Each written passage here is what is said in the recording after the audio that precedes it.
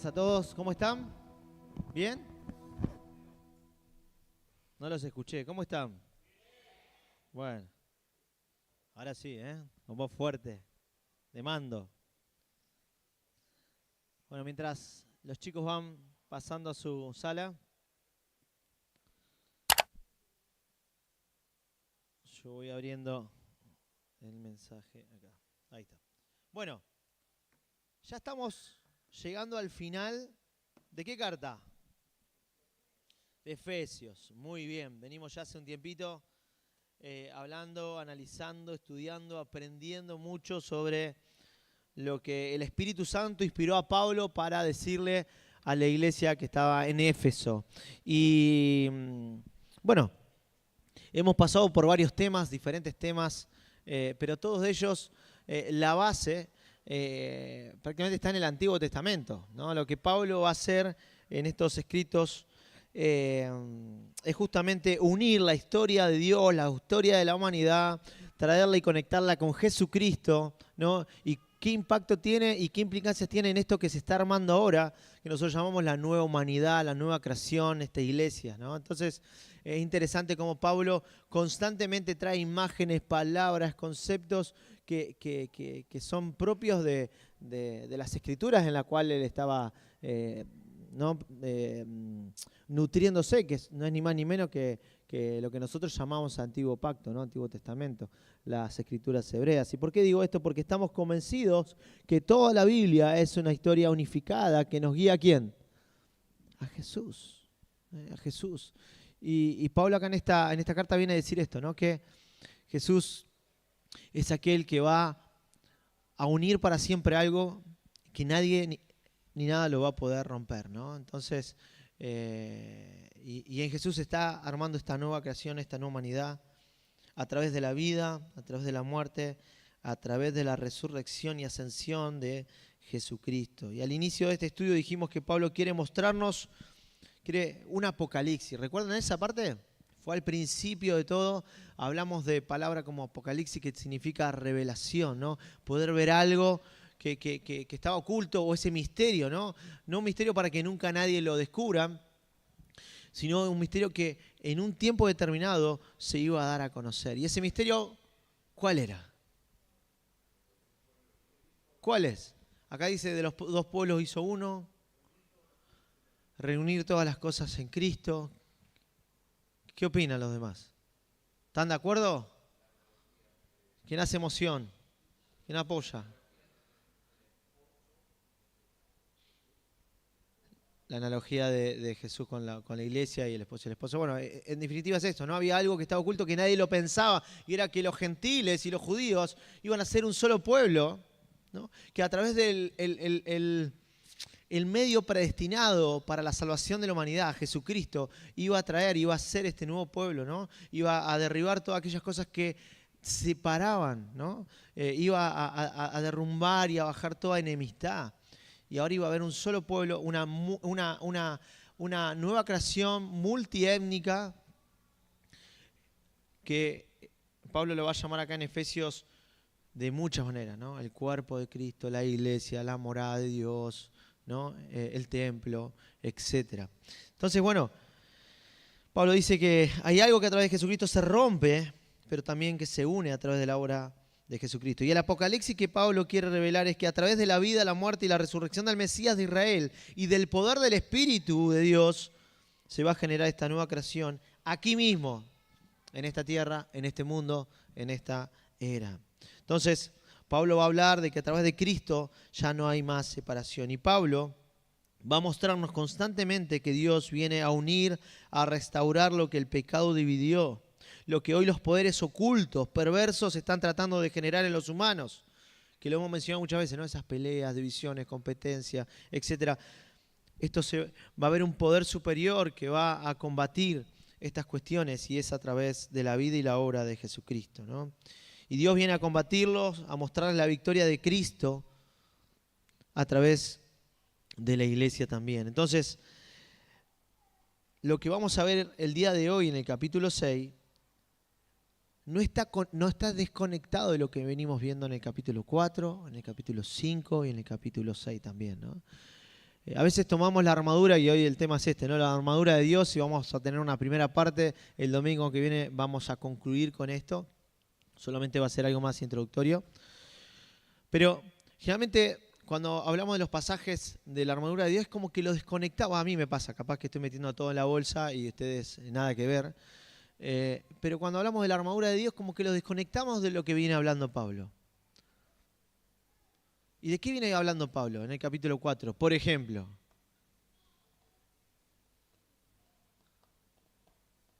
todos buscando sus Biblias.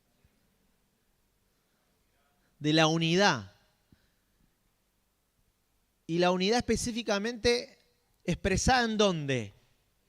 En la iglesia, ¿no? Entonces, Pablo viene hablando de que Dios viene a unir a través de Cristo todas estas enemistades, todas estas cuestiones, y esta vida se va a ver expresada en unidad, en amor. ¿En dónde? En la iglesia. Pablo dice en el capítulo 4, por ejemplo, les ruego que vivan de una manera digna del llamamiento que han recibido, siempre humildes, amables, ¿no? Unos con otros, porque tenemos un solo Señor, un solo cuerpo, un solo bautismo, una sola esperanza, ¿no? Habla de uno, unidad. Cuando la tendencia de nuestro corazón generalmente es pelear, combatir, competir, bueno, en la iglesia se ve expresada esa unión del cielo y la tierra en Cristo, ese nuevo poder que trae y que viene a restaurar, bueno, se ve en la iglesia, ¿no? El capítulo 5 habla de que ahora en el poder del Espíritu Santo podemos imitar a Dios, podemos amarnos los unos a los otros, podemos tener otro lenguaje, un discernimiento especial para poder saber qué escuchar, qué conversaciones estar, qué no. De entender que todo lo que tenemos viene como un regalo de parte de Dios, disfrutarlo, valorarlo. Entonces, Pablo viene hablando y da ejemplos de esta unidad en la familia, en el matrimonio, en los hijos, en la sociedad. Y aparece en medio de todo eso la armadura de Dios. No puede estar desconectado el concepto y lo que vamos a ver el día de hoy de todo lo que viene hablando Pablo. ¿Para qué la armadura de Dios? ¿Por qué Pablo quiere que estemos completamente equipados? Justamente es lo que vamos a ver el día de hoy. No lo voy a spoilear. Te vas a tener que quedar hasta el final. Ahora, una persona que ha decidido seguir a Cristo es una persona que tiene una actitud diferente a la corriente de este mundo. ¿Estamos de acuerdo? Bueno, gracias. Una persona que ha reconocido que necesita un nuevo corazón es una persona que imita a Dios, que anda en amor, que recibe todo lo que tiene como un regalo, el cual debe cuidar y valorar. Es en este contexto que hace 2 domingos venimos hablando sobre el someternos los unos a los otros. Recordemos que uno de los temas centrales es este, ¿no? Es de unir, es de restaurar en Cristo todas las cosas.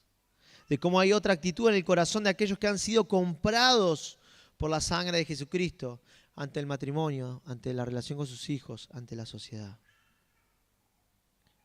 La idea de hoy es poder comenzar a leer estos últimos versículos del capítulo 6, conectándolo con lo que venimos viendo, sobre todo estos últimos 2 domingos. Así que te animo a que abras tu Biblia en Efesios capítulo 6, versículo 10 hasta el 13. Vamos a leer. Y si ahí me trae agua, le voy a agradecer mucho. Dice así la palabra del Señor. Si no tenés la Biblia, tenés ahí en la pantalla. Por lo demás, fortalezcanse en el Señor y en el poder de su fuerza. Revístanse con toda la armadura de Dios para que puedan estar firmes contra las insidias del diablo.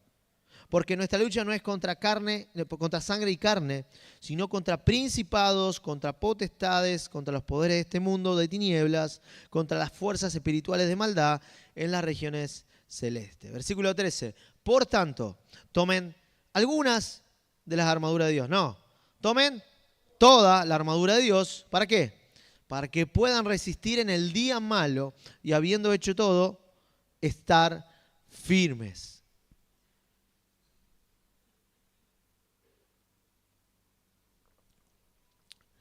Estos pasajes, Pablo va a tomar imágenes militares, ¿o no? ¿Qué aparece acá? Una armadura, ¿no? Ahí traje, no sé si era esa, pero Me gustó. Entonces, una armadura. ¿Y para qué nos ponemos una armadura? ¿Cuando estamos en paz? ¿En tiempos de bonanza? No. ¿En tiempos de guerra?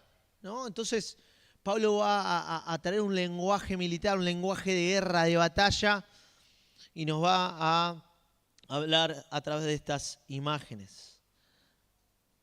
Ahora, parece que es algo totalmente distinto a lo que venimos hablando, ¿no? Como que hay un antes y un después acá. No veníamos en guerra, no veníamos... Y acá aparece una armadura y aparecen los poderes. Pero hablamos de los poderes antes, ¿recuerdan? Nadie dice nada, pero yo lo recuerdo. Creo que lo tuvo Seba. Hablábamos de los dos poderes, ¿no? Dos poderes que energizan, que influencian, que motivan tanto para hacer la voluntad de Dios o ir en contra de la voluntad de Dios. Que impulsa a amar o que impulsa a odiar. Que impulsa a unir, a ser pacificadores, como orábamos recién, o también a dividir, a competir, a combatir. Y esto está en Efesios capítulo 1:20, lo voy a leer. Dice, ese poder que obró en Cristo, ese poder es el poder de Dios, ¿no? Cuando lo resucitó entre los muertos y lo sentó a su diestra en los lugares celestiales, muy por encima de ¿qué? Todo principado, autoridad, poder, dominio y todo nombre que se nombra, no solo en este siglo, sino también en el venidero. Y todo lo sometió bajo sus pies. A él lo dio por cabeza sobre todas las cosas a la iglesia, la cual es su cuerpo, la plenitud de aquel que lo llena todo. Entonces, otra vez aparecen estos poderes que mencionamos en el capítulo 1, los cuales, según el apóstol, están por debajo ¿de quién? De Cristo. Están por debajo de Cristo y por ende están por debajo ¿de quién también? De la iglesia, su cuerpo. Ahora Pablo viene a cerrar su mensaje intentando que los hermanos que van a leer esta carta puedan tomar conciencia que estamos en medio de una batalla. Pablo dice, ojo, estamos en medio de una batalla. Están pasando bombas de un lado para otro. No sé qué estamos haciendo nosotros con nuestra propia vida, pero acá hay vidas en riesgo y en juego. Estamos en medio de una lucha, donde hay una disputa, donde hay dos bandos bien marcados, dos reinos, el de la luz y el de las tinieblas, ¿no? El del amor y el del odio, el de la vida y el de la muerte, donde si nos distraemos podemos tener consecuencias propias en nuestra propia vida, pero también en aquellos que nos rodean. Entonces el apóstol quiere que podamos tener este discernimiento en cuanto al tiempo y al lugar, en cuanto a la responsabilidad que tenemos hoy como hijos de Dios, como parte de esta nueva creación, a la hora de llevar adelante la misión de Dios en este mundo actual. Expresando realmente la vida de Cristo, gobernados por el poder de su Espíritu. Ahora, lo primero que Pablo va a mencionar en este pasaje es que vamos a poder vivir con la actitud que tuvo Cristo, expresando y experimentando todo lo mencionado en los capítulos anteriores, no a través de mis propias fuerzas. Me gusta decir esto, la vida cristiana es imposible de vivirla naturalmente. ¿Están de acuerdo conmigo? Claro que sí. Es imposible. ¿Cómo amar a tu enemigo? Contame. Lo quiero matar. No literal, ¿no? O a veces, bueno, no importa.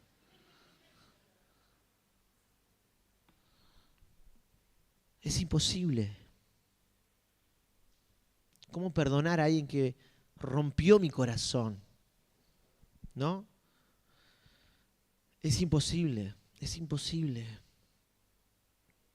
Por eso Pablo acaba de decir, esta guerra es imposible, esta batalla, enfrentarla. Todo lo que vino hablando anteriormente, imitar a Dios, amar a los otros, soportarse unos a otros, esto no lo podemos hacer con nuestras propias fuerzas. Tenemos que fortalecer en el poder de Dios. Tenemos que apelar al poder del Espíritu Santo, al mismo poder que resucitó a Jesucristo entre los muertos, a ese mismo poder. para poder manifestar la vida de Cristo. Entonces Pablo va a decir de entrada, miren, todo bien, pónganse la armadura, pero no es con sus fuerzas. No se sumen por otros. Esto es con las fuerzas que vienen del cielo, que viene del Señor, que viene de Dios. Y Pablo va a tomar estos pasajes y esta idea de Isaías, capítulo 40, versículo 26, donde Dios habla al pueblo de Israel y dice, alcen a lo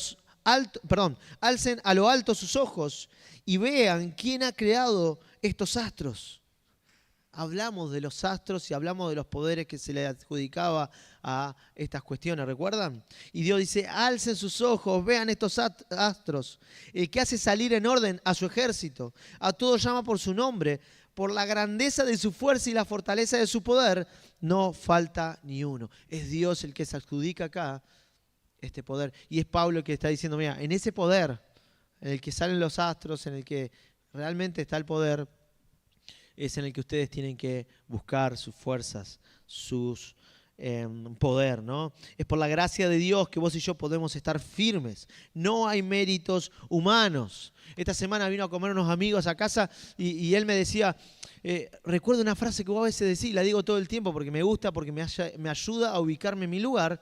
Me dice, cuando hago las cosas bien, cuando amo a mi esposa como corresponde, como cuando trato a mis hijos de la manera que Dios me dice, cuando soy de bendición a otros, ese no es Israel. ¿Quién es? Es Cristo en mí. Es Cristo en mí. Cuando aparece Israel, aparecen los problemas, ¿o no? No se metan en mi vida. Los veo diciendo, sí, tenés razón, es verdad, son desastres, es verdad. Ahora es en el poder de Cristo que podemos expresar la vida del Hijo de Dios. Entonces estamos de acuerdo que es imposible vivir la vida cristiana sin el poder de Dios. No podemos enfrentar y mantenernos firmes en esta batalla sin el poder del Espíritu en nuestra vida. Pablo nos está diciendo y utilizando este lenguaje militar que va a haber resistencia a esta nueva creación, a la forma y a la actitud que lleva como esencia esta nueva humanidad. No va a ser fácil. Vamos a tener estorbos. Por lo tanto, para cubrirnos de todas las estrategias del adversario, de todos estos ataques, para que no podamos expresar esta nueva humanidad, esta nueva creación, debemos buscar las fuerzas de Dios, pero también debemos ponernos toda la armadura que Él nos está ofreciendo. Claramente los ataques del enemigo van a apuntar. ¿Hacia dónde apuntan? A ver. ¿Hacia dónde apuntan los ataques del enemigo? ¿Cómo Belén? ¿Quién? Belén fue, ¿no? Hacia Dios el ataque. A la familia, a la unidad.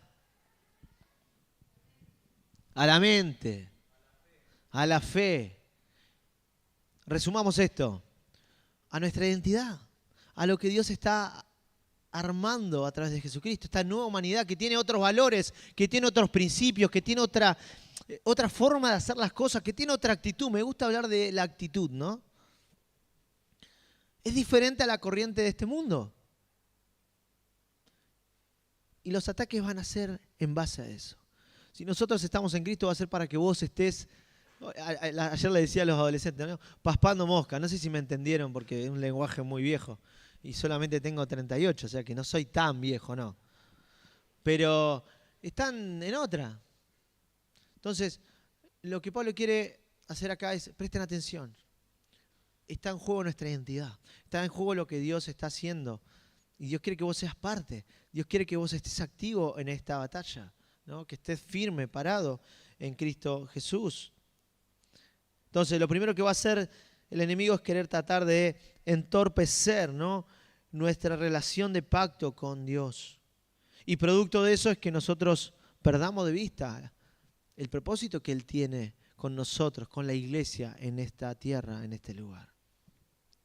Pablo viene hablándonos lo que podemos llegar a hacer cuando estamos unidos a Cristo. Por ejemplo, en la comunidad de fe, lo repetíamos recién, ¿no? Teniendo humildad, mansedumbre, soportándonos los unos a los otros. pero también dentro de la familia. En el capítulo 5 lo hemos visto, ¿no? Con un nuevo modelo, donde todos somos iguales delante de Dios, donde todos nos sometemos a Cristo y a raíz de esto nos sometemos los unos a los otros, sin que haya jerarquías, sin aprovecharse de los estatus establecidos por la tradición y formas culturales. Es justamente allí donde van a venir los ataques del enemigo, de romper, de distorsionar el diseño de Dios. Hemos mencionado que lo que Pablo escribe en Efesios 5:21, 6:9, que es lo que estuvimos viendo la semana pasada y la anterior, es total y plenamente revolucionario, subversivo, desestabilizador para la época en la cual fue escrita.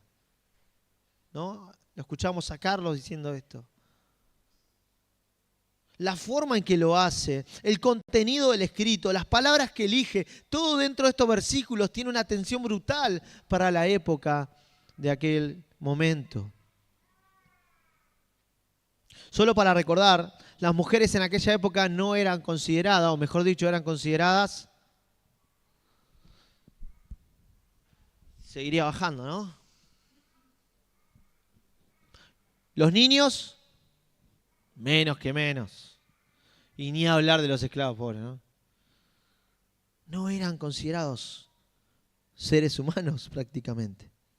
Solo el hombre, solo el macho del hogar se creía con la capacidad de poder gobernar, liderar, mandar dentro de la familia, pero también en cuanto a los deberes de la sociedad. Ahora, lo que Pablo está haciendo acá en estos versículos que analizamos la semana pasada es darle dignidad a personas que no la tenían.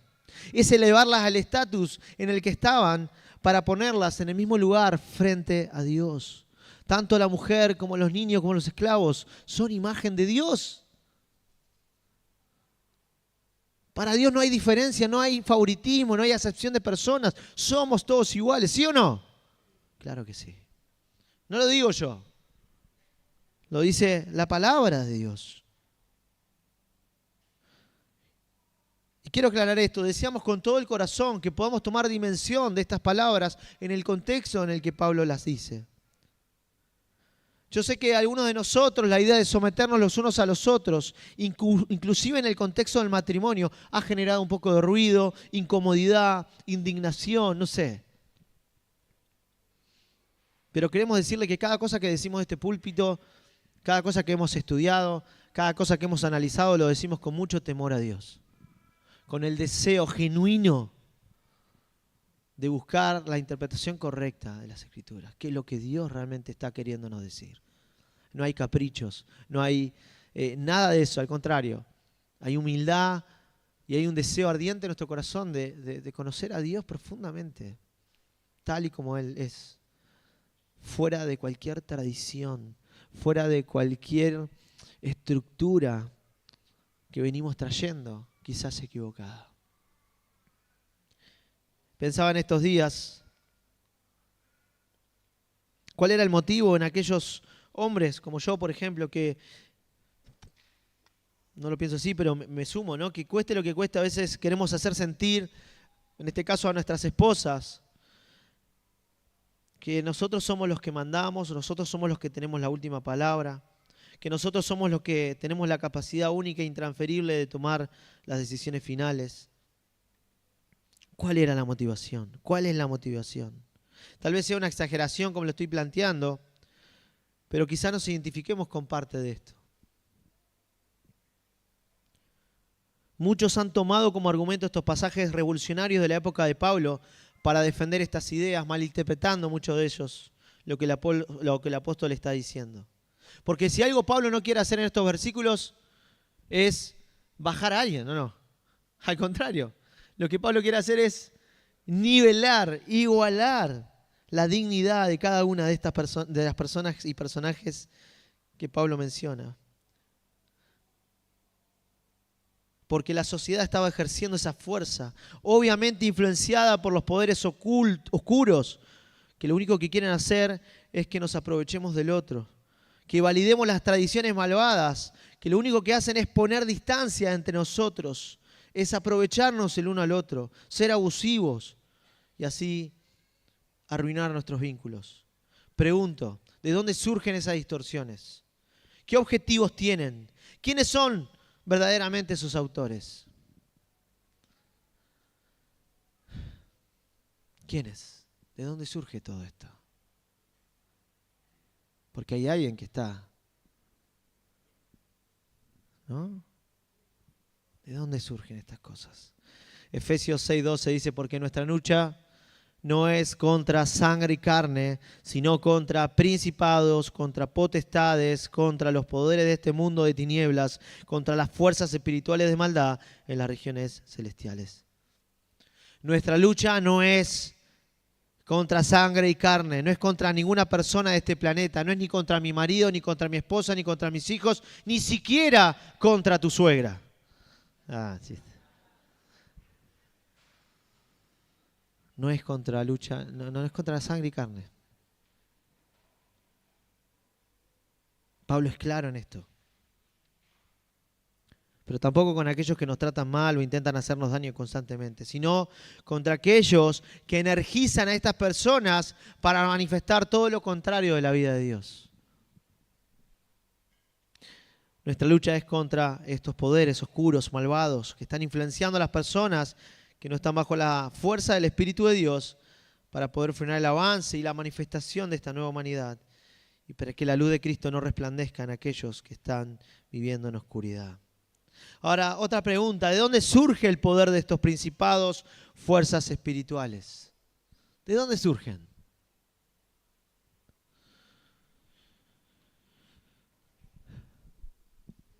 Recuerden que todo lo que pasa acá, queda acá. Cortamos la parte ahí en el video. ¿De dónde surgen? Del enemigo, del pecado, de la serpiente antigua.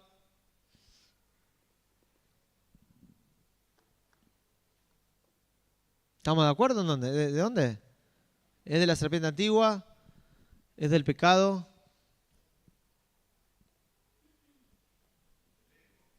¿Del ego? Claramente esto viene a partir del pecado, ¿no? Antes de Génesis 3, por lo menos en la tierra, ¿no? El ser humano podía relacionarse con Dios, ¿no? Había algo ahí. Y a partir del pecado hay algo que se rompe. Del pecado y de Satanás, ¿no? Porque Satanás ya estaba dando vuelta, la serpiente queriendo engañar. Y se unen esas dos fuerzas. ¿Para qué? Para distorsionar el diseño de Dios. Constantemente vamos a ver a través de toda la historia bíblica que el enemigo va a querer hacer eso. Romper, dividir, distorsionar lo bello que Dios ha creado, arruinar lo que Dios ha hecho. Y como para tomar un ejemplo y seguir en sintonía con lo que venimos viendo estos últimos domingos, quiero preguntar, ¿de dónde surge esta distorsión de jerarquías, de abusos del hombre hacia la mujer dentro del matrimonio? ¿De dónde vendrá esto? Claramente, de la influencia de este poder oscuro, malo, que trata de distorsionar el diseño de Dios. Y en Génesis, en el capítulo 3, vemos cómo claramente Dios le dice a Adán y a Eva las consecuencias de comer del fruto del conocimiento del bien y el mal, de querer hacer las cosas a su manera, de querer gobernar a través de su propia sabiduría. Y en Génesis 3:16 dice, a la mujer dijo, en gran manera multiplicaré tu dolor en el parto. Con dolor darás a luz los hijos, y con todo tu deseo será para tu marido, y él tendrá dominio sobre ti. ¿Es el deseo de Dios que el hombre tenga dominio sobre la mujer? ¿Sí o no? Hay muy pocos, ¿no? No, Dios lo que está haciendo acá es describiendo lo que va a pasar, las consecuencias de las decisiones del ser humano. Le dice, esto es lo que va a pasar. Y esto es lo que va a hacer Satanás y las fuerzas, las huestes espirituales, tratar de distorsionar mi diseño en el matrimonio. Y esto es lo que vemos a través de toda la historia bíblica, inclusive hasta nuestros días. Esta es la distorsión, ¿no?, del deseo de Dios, producto del pecado. Ahora, ¿cuál era la idea de Dios para el matrimonio, para los primeros humanos? Pablo mismo lo va a contestar, lo leímos la semana pasada, creo que lo hemos leído, en Efesios capítulo 5, versículo 31. Pablo va a tomar un pasaje de Génesis, invitándonos a vos y a mí y a los hermanos que leyeron esa carta a leer ese relato. Porque Pablo no es que toma un pasaje, porque bueno, a ver qué voy a agarrar este, pum, lo voy a tirar ahí. No, lo que quiere hacer Pablo es llevarnos hacia esa historia, llevarnos a ver lo que Dios quería y lo que Dios hizo en aquel momento. Y en Efesios capítulo 5, versículo 31, en el contexto de la unidad y del amor mutuo y del sometimiento mutuo del marido y la mujer, Pablo dice, por esto el hombre dejará a su padre y a su madre y se unirá a su mujer y los dos serán una sola carne. El diseño de Dios en el original, en el jardín del Edén, era que el hombre y la mujer sean una sola carne. Que esa unión sea armoniosa, que pudieran expresar la imagen de Dios a toda la tierra. Recuerden, Dios llama a Adán y Eva, ¿para qué? Para que gobiernen. Bien, ¿qué más? Para que fructifiquen, bien, pero hay una figura, hay un título, hay algo que ellos tienen que hacer. Que vos y yo también lo hacemos. Que Dios nos llamó, tanto a ellos como luego al pueblo de Israel, como tanto a la nueva creación que es la iglesia. Ser sacerdotes, ¿no? Tener comunión con Dios, pero también mediar, ¿no? Con la gente, expresando esto. ¿Y este llamado era para quiénes? Exacto. ¿Y este llamado era solamente para Adán?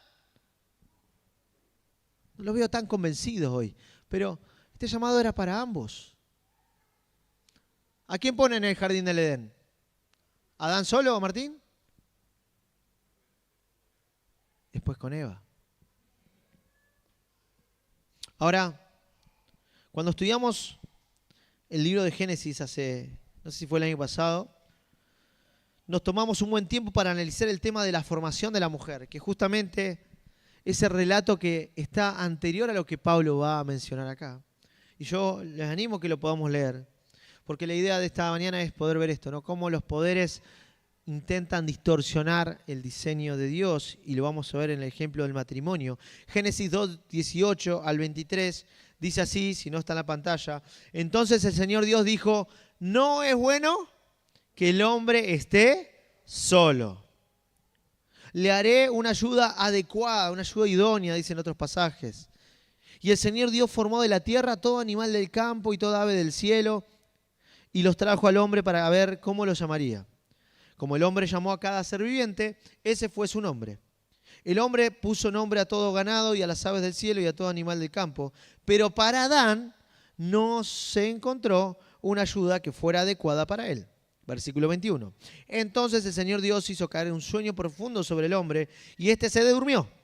Y Dios tomó una de sus costillas y cerró la carne en ese lugar.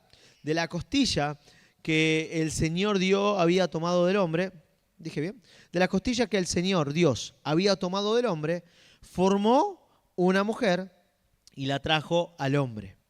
Y el hombre dijo, esta es ahora hueso de mis huesos y carne de mi carne, ella será llamada mujer, porque del hombre fue tomado. Lo recontra conocemos a este pasaje, ¿no?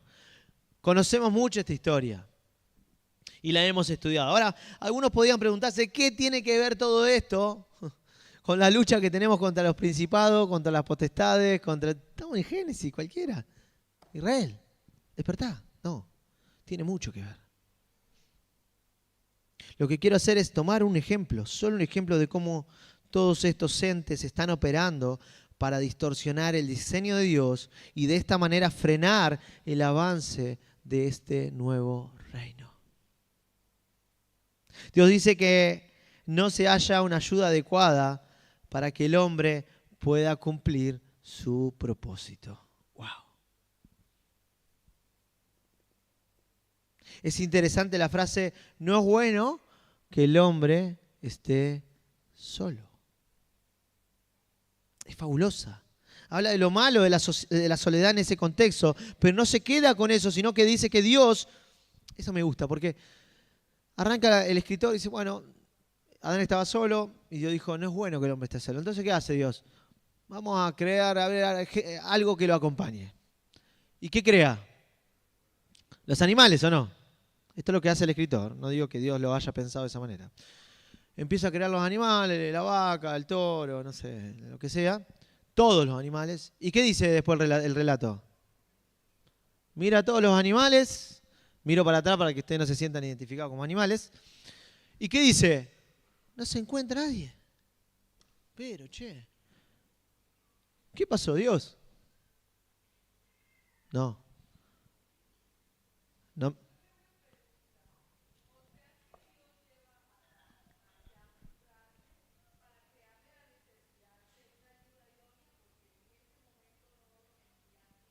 No, Dios sabe, por eso dije, esto es lo que está haciendo el relator, el narrador, ¿no? El escritor, está haciendo énfasis, y me viene bien lo que decís, a ciertos puntos de lo que ahora vamos a hablar. A Dios, no, Dios sabe todo, Dios sabía que iba a crear a Adán, a Eva, lo que iba a hacer con ellos. Dios es el Dios de la historia eterno, Él sabe todo. No es que Dios le agarró de sorpresa, ay no, mirá, que me equivoqué, creé todos los animales y al final sigue estando solo, sin la ayuda idónea. No, lo que está haciendo el relator es hacer un énfasis en algo. Y es lo que vamos a ver ahora. Adán estaba incapacitado, limitado, inepto para llevar adelante el plan de Dios hasta ese momento con este relato. Es llamativo que aparezca el relato de esta manera, porque Dios es el que lo crea al hombre.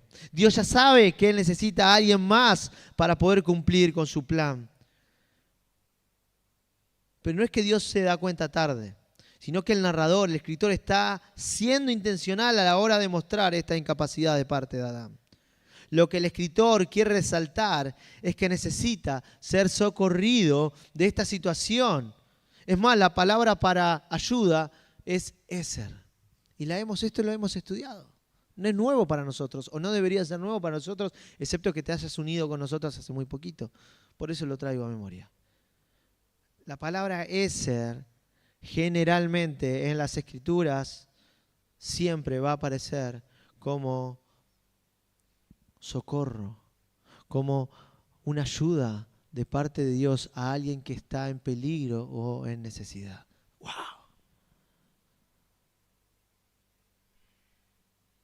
Esto va totalmente en contra de lo que la sociedad, la cultura, las tradiciones, influenciadas por los poderes oscuros de este mundo, han querido establecer respecto al papel de la mujer en la familia. La palabra Eser es un sustantivo traducido ayuda y aparece 21 veces en el Antiguo Testamento y siempre está conectado a la ayuda de Dios hacia alguien en problemas o imposibilitado por algo. ¿Por qué el escritor, inspirado por el Espíritu Santo, va a poner esa misma palabra en el contexto de la creación de la mujer?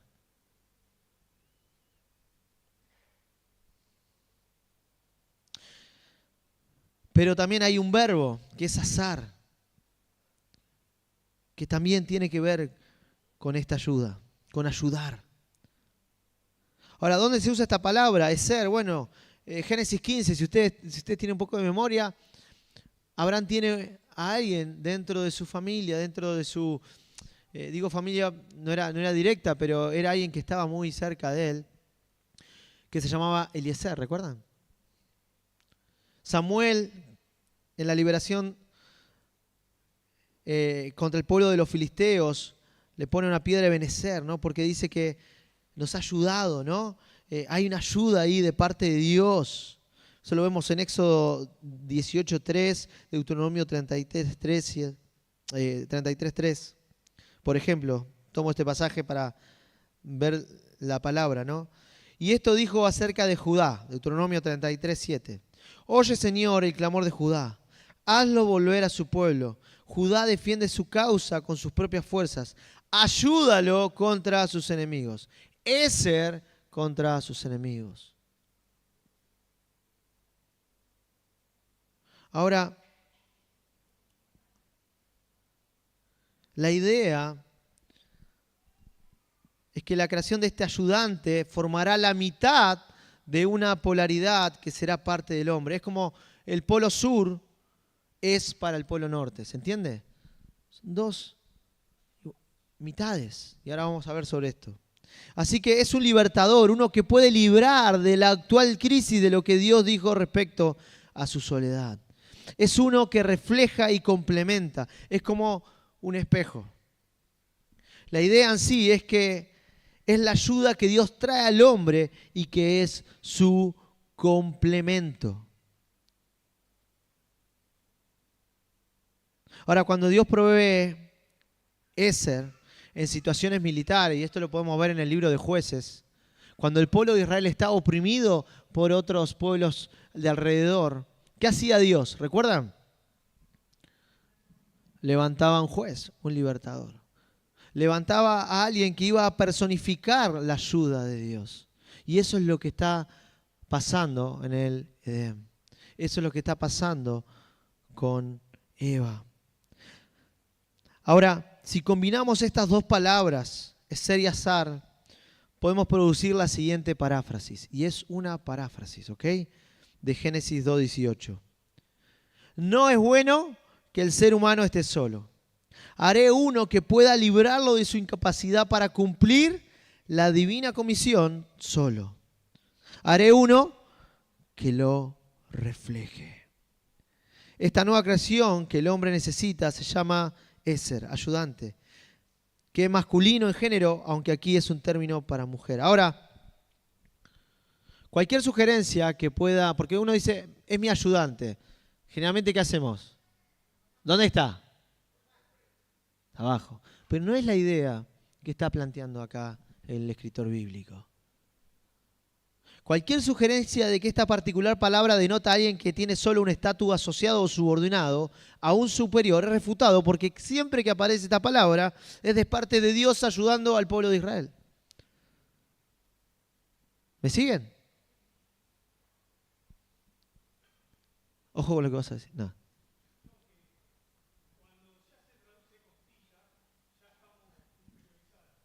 Bueno, ahora vamos a analizar sobre eso. Justo, me das el pie, porque es lo que viene. Es lo que viene. Porque, termino con esto, ¿no? La mujer en Génesis 2 libera o salva al hombre de su estado de soledad en el sentido de cumplir la comisión de Dios. Ahora, no solamente la palabra que utiliza el escritor bíblico, inspirado por el Espíritu de Dios, es trascendente. De hecho, es la misma palabra que se traduce en el Salmo 121, el salmo favorito de mi mujer. ¿De dónde vendrá mi Ezer? ¿De dónde viene? De Dios. Que hizo los cielos y la tierra, ¿no? Entonces, hay alguien que está en necesidad y Dios le provee o pide auxilio, y es lo que está pasando acá. Ahora, la historia de Eva saliendo de Adán no es para hablar de género. Muchas tradiciones cristianas han visto aquí una teología de género, del macho primero y luego la mujer. Cómo el hombre necesita un asistente, se proporciona un asistente dado por Dios y luego esto se convierte en un ideal divino para las relaciones de género. Esto no es lo que está planteando el escritor bíblico. Ahora, ¿qué significa que sacó a Eva del costado? Y es interesante que este lenguaje acerca de Dios tomando uno de sus lados se traduce en todas las Biblias que ustedes tienen como ¿qué? Costilla. Ahora, esta es una tradición interpretativa muy antigua. Ahora, la palabra en el original hebrea es tesela, que no la puse ahí, mirá. Pero bueno, no, es la T, la S, la E, la L y la A, ¿ok?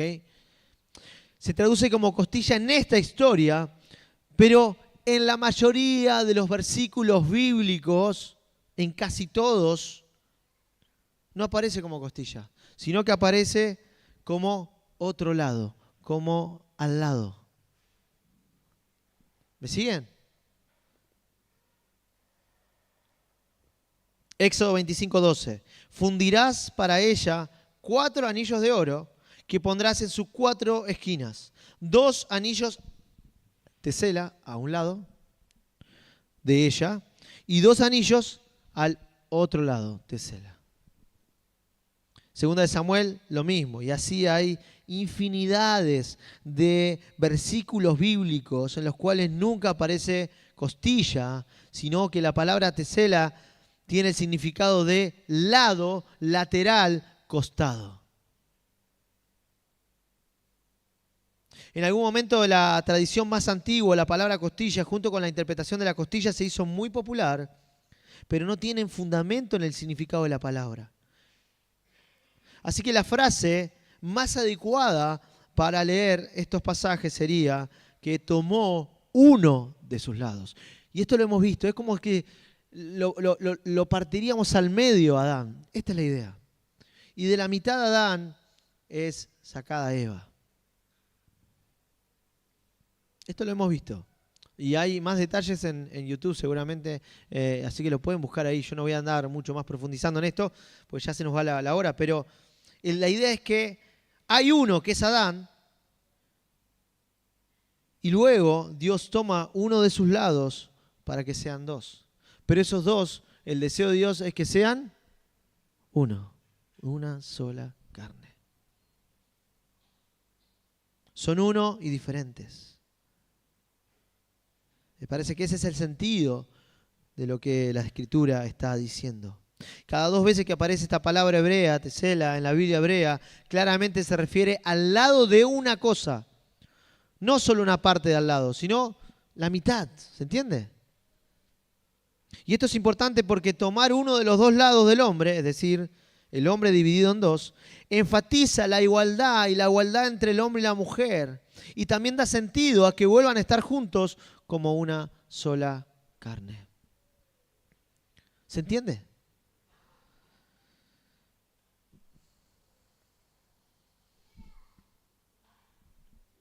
La provisión de Dios de una bendición o liberación o un regalo sagrado que está destinado a traer al protagonista en una unión más estrecha con Dios es lo que está haciendo con Eva. Ahora la pregunta es, ¿cómo llegamos a distorsionar tanto la imagen y la función de la mujer en la familia?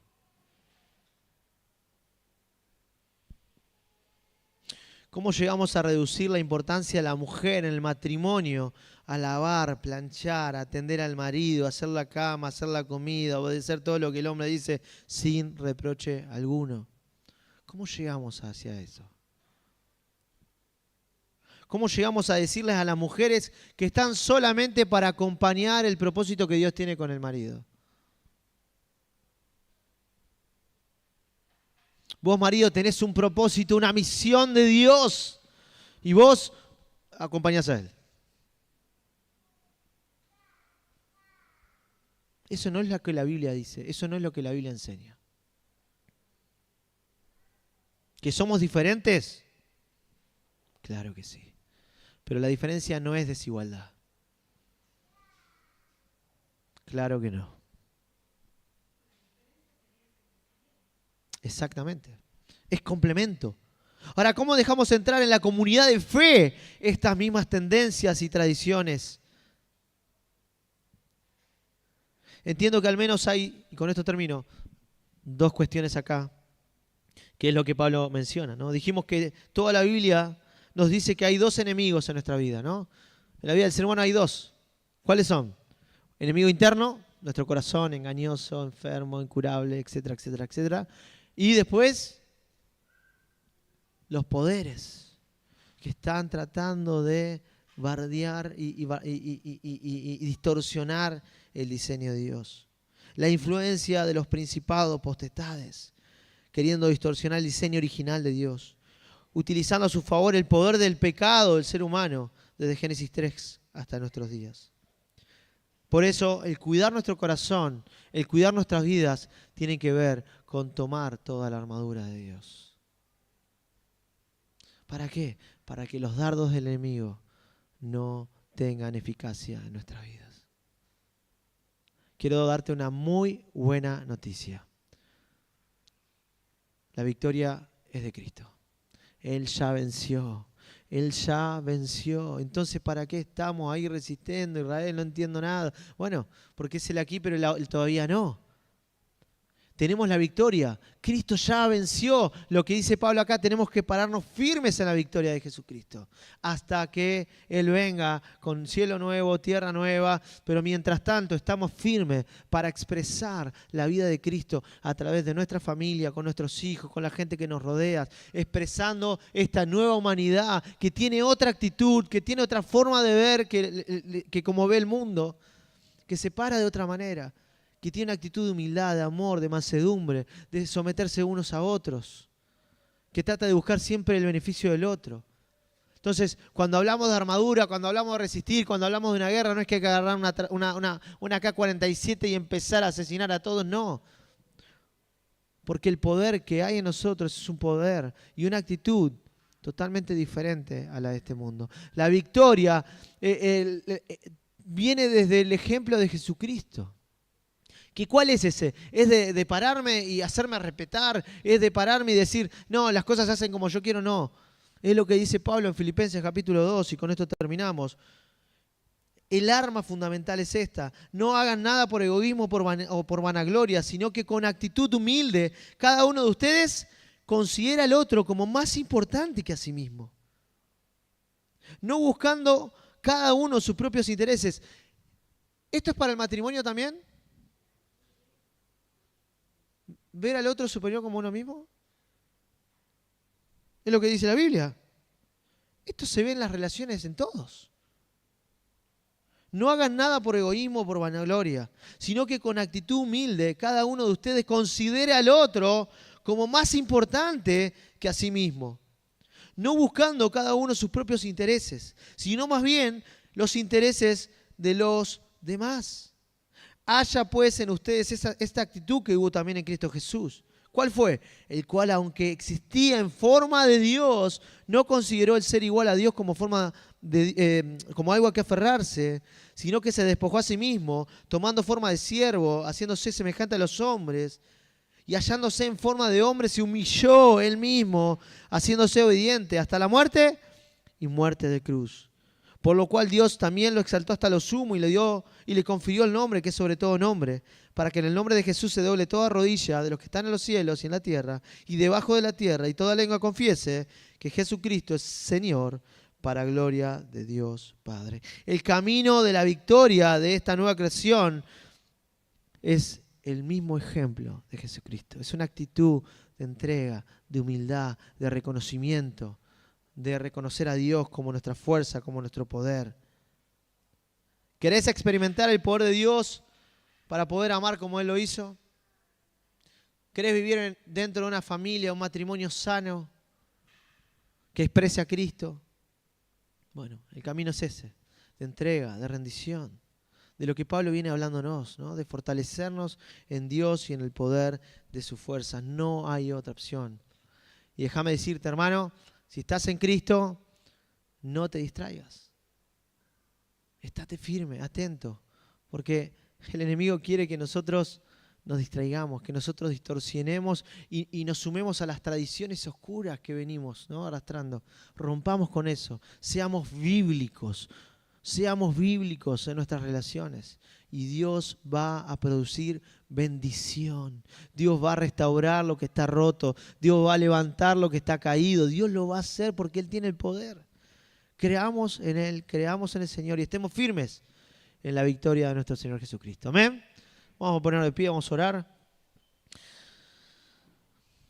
Padre, gracias te damos por este tiempo. Gracias, Señor, porque podemos tener la oportunidad de escucharte.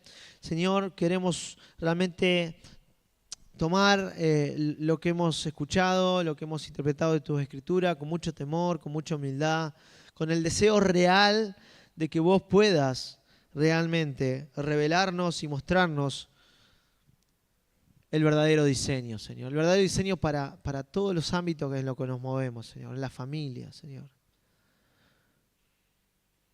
Cuántos corazones rotos, Señor. Cuántas heridas hemos generado por distorsionar tu diseño.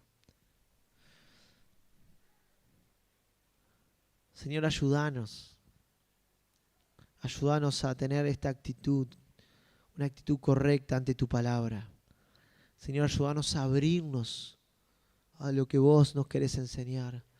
Señor, si hay algo que estamos haciendo mal, si hay algo que estamos siguiendo y arrastrando de tradiciones antiguas, equivocadas, Señor, ayúdanos a corregirlas. Ayúdanos, Señor, a tratar al otro, Señor, como recién decía Pablo, Señor, como más importante, pensando en sus intereses. Señor, sabemos que solamente lo podemos lograr en el poder de tus fuerzas. Por eso apelamos a la persona de tu Espíritu Santo para que gobierne nuestras vidas, para que nos dé ese poder, para poder vivir, Señor, y poder expresar a Cristo en todo tiempo, en todo momento, bajo cualquier circunstancia, ante todas las relaciones que tenemos y vínculos. Ayúdanos, Señor.